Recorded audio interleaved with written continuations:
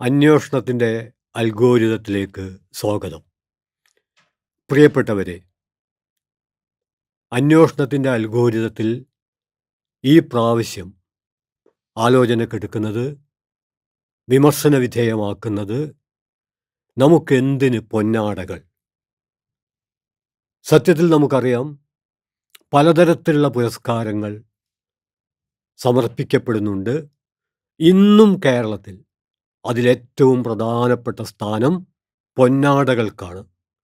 പൊന്നാട എന്ന വാക്കിൻ്റെ അർത്ഥം പൊന്നുകൊണ്ടുള്ള വസ്ത്രം എന്നാണ്. എന്നാൽ ഇന്ന് പുരസ്കാരത്തിൻ്റെ ഭാഗമായി സമർപ്പിക്കപ്പെടുന്ന പൊന്നാടകളിൽ ഇല്ലാത്തത് പൊന്നാണ്. അതുണ്ടാവണം എന്ന അർത്ഥത്തിലല്ല. അതില്ലെങ്കിലും ഒരു ബഹുമാന സൂചകം, ഒരു സ്നേഹസമർപ്പണം എന്ന അർത്ഥത്തിൽ അതിനൊരു പ്രസക്തിയുണ്ട്. എന്നാൽ ആ വാക്ക് നമുക്കേറെ പരിചിതമായ, എന്നാൽ ഇപ്പോൾ നിലവിലില്ലാതായി കഴിഞ്ഞ, സത്യത്തിൽ പൊന്നാടയും അതോടൊപ്പം തന്നെ നിലവിലില്ലാതായി തീരേണ്ടതായിരുന്നു. ഞാൻ വിവക്ഷിക്കുന്നത് വെള്ളിക്കോലിനെയാണ്.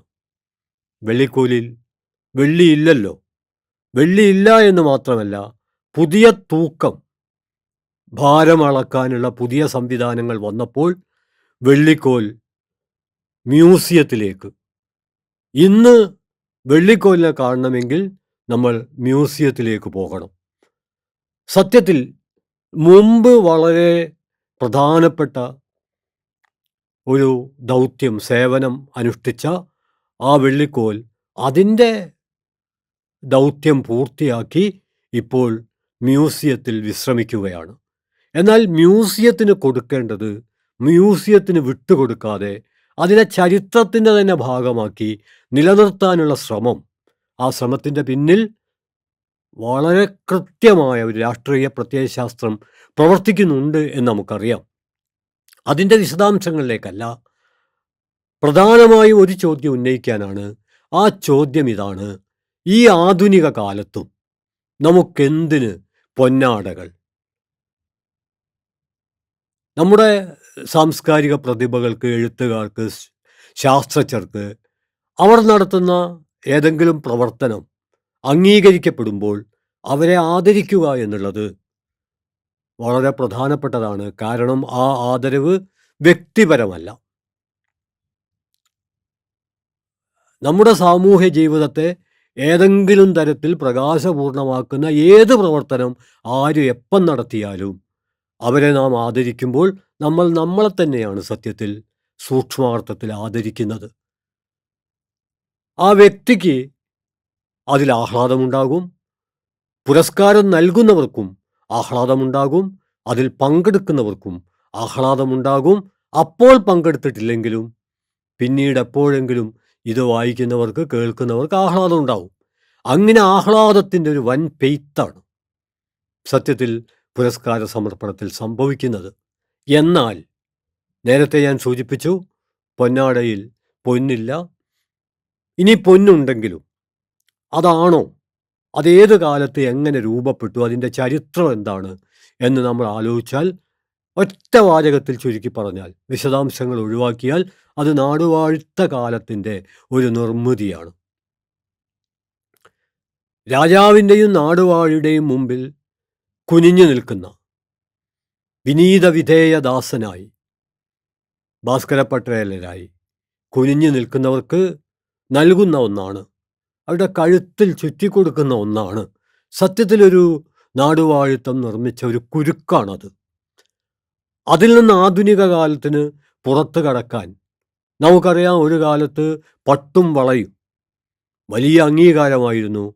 പക്ഷേ ഇപ്പോൾ ആ വിധമുള്ള പട്ടും വളയും അംഗീകാരത്തിൻ്റെ ഭാഗമായി നാം കാണുന്നില്ല. എന്നാൽ ആ പട്ടിൻ്റെ ഒരു പിന്തുടർച്ചക്കാരനായി നമ്മളിപ്പോൾ പൊന്നാടകളെ കാണുന്നുണ്ട്. ഞാൻ സൂചിപ്പിക്കാൻ ശ്രമിക്കുന്നത്, എന്തിന് നമുക്ക് പുരസ്കാര സമർപ്പണത്തിന് പൊന്നാടകൾ? അതിനു പകരം എന്തുകൊണ്ട് പുസ്തകങ്ങൾ സമർപ്പിച്ചുകൂടാ? പൊന്നാട കൊണ്ടുള്ള പ്രയോജനം എന്താണ്? പ്രയോജനമില്ലാത്തതാണെങ്കിലും പ്രതീകാത്മകമായ മൂല്യമുള്ള എന്തിനേയും നമുക്ക് പ്രിയപ്പെട്ടതായി കാണാൻ പറ്റും, തള്ളിക്കളയാൻ പറ്റില്ല.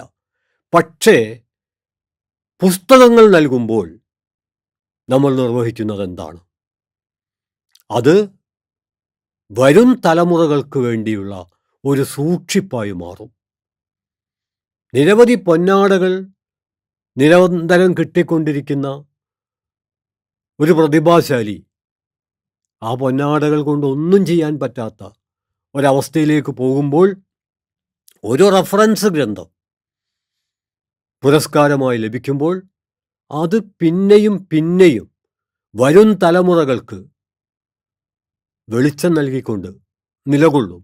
അതുകൊണ്ട് പുസ്തകങ്ങൾ മാത്രം നൽകിക്കൊണ്ടേയിരിക്കണമെന്ന പരിമിതമായ അർത്ഥത്തിലല്ല. നമുക്കറിയാം, പുരസ്കാര സമർപ്പണത്തിലും മറ്റെന്തിലും എന്ന പോലെ ബഹുസ്വരതയുടെ വിസ്തൃതമായ വഴിയാണ് നമ്മൾ വികസിപ്പിക്കേണ്ടത്. അങ്ങനെയാണെങ്കിൽ നമുക്കറിയാം, നമ്മുടെ ചുറ്റും, ഞാൻ ഉദ്ദേശിക്കുന്നത് ലോകപ്രസിദ്ധരായ, ഉദാഹരണമായിട്ട് ചിത്രകലയിൽ പിക്കാസോ പോലുള്ള അവരുടെ ചിത്രങ്ങൾ നൽകണം എന്നല്ല, അതും നൽകാവുന്നതാണ്. അതിന് പകരം പുരസ്കാര സമർപ്പണം നടക്കുന്ന ഓരോ പ്രദേശത്തും പ്രതിഭാശാലികളായ എത്രയെത്രയോ കലാപ്രതിഭകൾ, അവരുടെ ചിത്രങ്ങൾ പുരസ്കാരമായി ഉൾപ്പെടുത്താവുന്നതാണ്. ഇത് പറയുമ്പോൾ ഞാൻ ഓർക്കുന്നത് കോഴിക്കോട് അത്തോളിയിലുള്ള കേരളത്തിൻ്റെ അഭിമാനമായ നോവലിസ്റ്റും കവിയും ശില്പിയുമായ രാഘവൻ അത്തോളി, അദ്ദേഹം ഇപ്പോൾ ജനങ്ങളുടെ മുമ്പിൽ ഒരു അഭ്യർത്ഥന വെച്ചിട്ടുണ്ട്. എത്രയോ പ്രയാസത്തിലൂടെയാണ് സത്യത്തിൽ അദ്ദേഹം കടന്നു പോകുന്നത്. മരം കടം വാങ്ങിയിട്ടാണ് അദ്ദേഹം മരത്തിൽ ധാരാളം ശില്പങ്ങൾ ഉണ്ടാക്കി. അദ്ദേഹത്തിൻ്റെ കൊച്ചു കൂരയിൽ ശില്പങ്ങൾക്ക് നിൽക്കാൻ ഇടം കിട്ടാതെ, ശില്പം നിറഞ്ഞതുകൊണ്ട് അവിടെ താമസിക്കുന്നവർക്ക് അതിൻ്റെ അകത്ത് താമസിക്കാനാവാതെ ശില്പങ്ങൾ അവിടെ നിൽക്കുകയാണ്.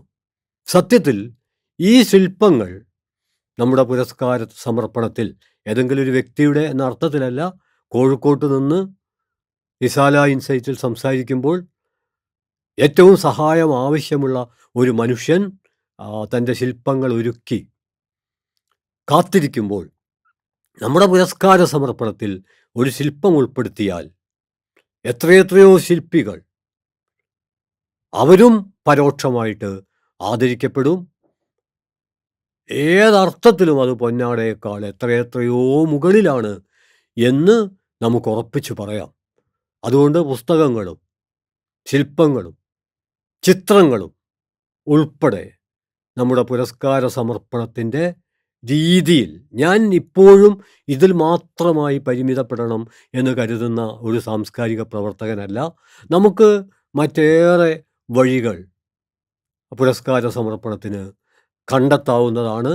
അതിന് പകരം പുരസ്കാര സമർപ്പണത്തിൻ്റെ ഏക മാതൃകയായി, അവിടെയാണ് മൗലികമായ പ്രശ്നം, മറ്റു പലതിൻ്റെ കൂട്ടത്തിൽ ഒരു പൊന്നാട.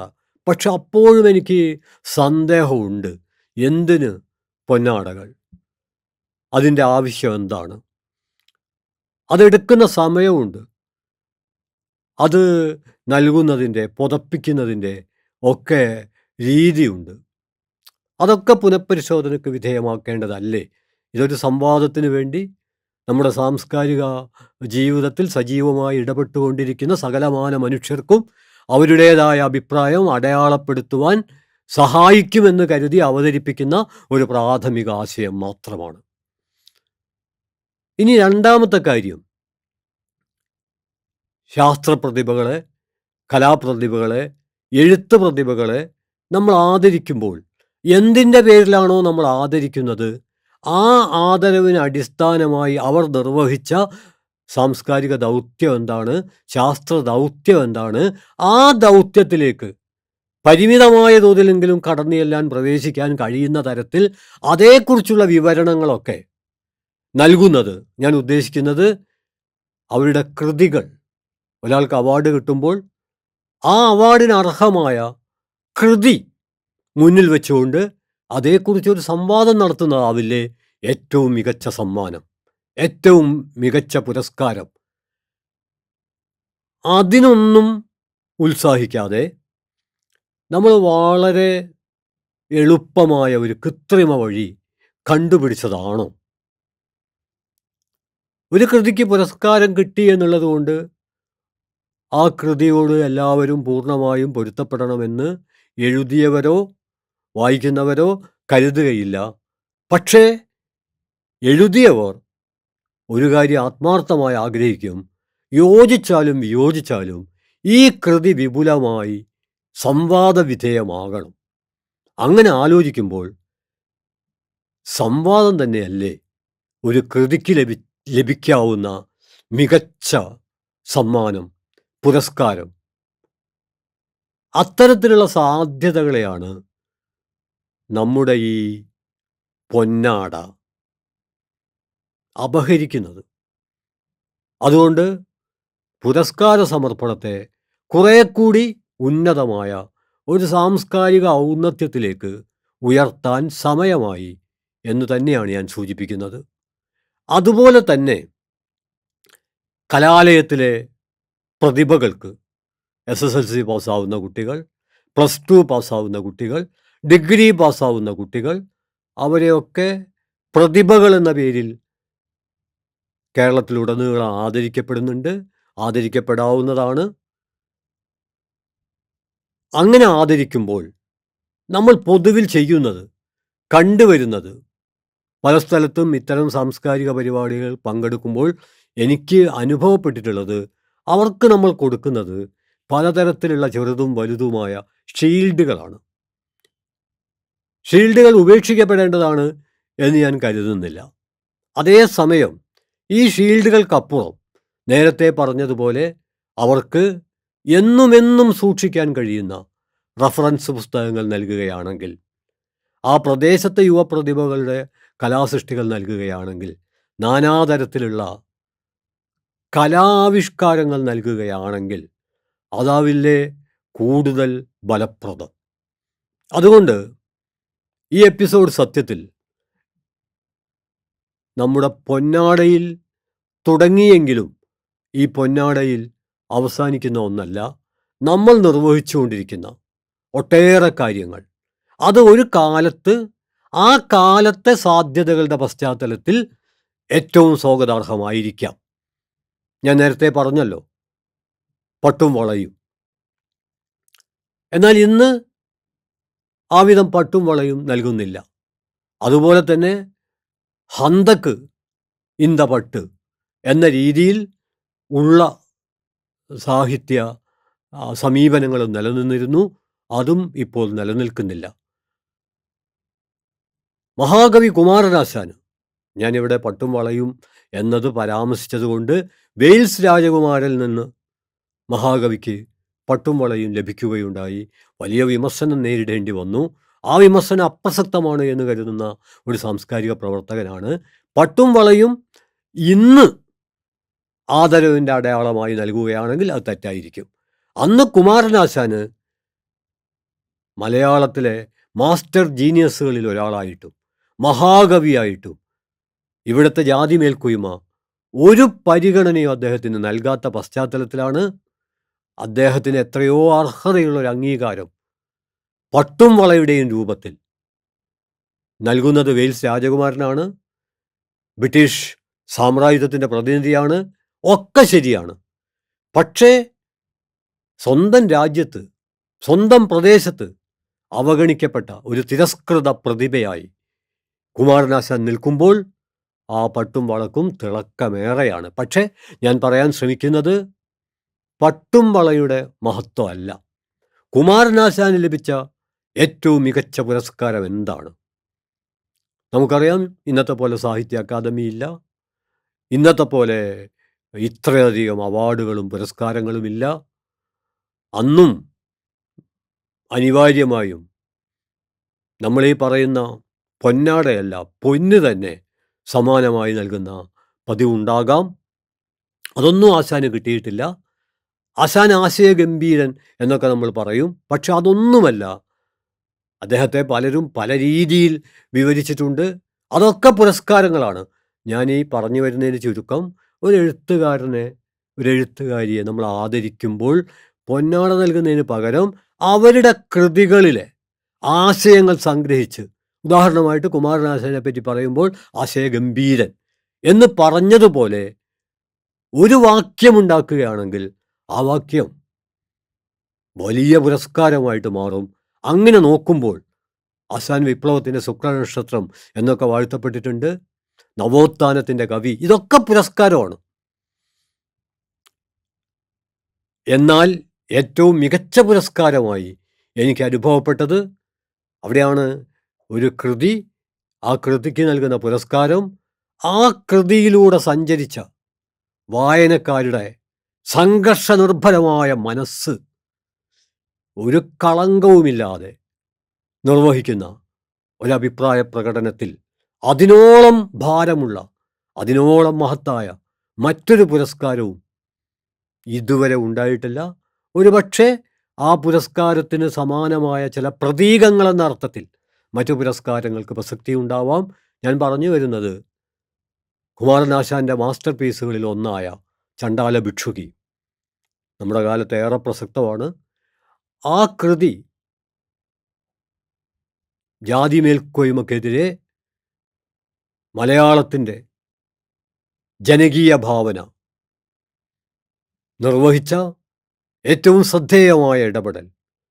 ആ കൃതിയിൽ വിശദാംശങ്ങളിലേക്ക് കടക്കേണ്ട കാര്യമില്ല. ദാഹിച്ചു അലഞ്ഞ ഉപഗുപ്തൻ ഒരു കിണറിൻ്റെ അരികിൽ വന്നു നിൽക്കുകയാണ്. പൊരിഞ്ഞ ദാഹം.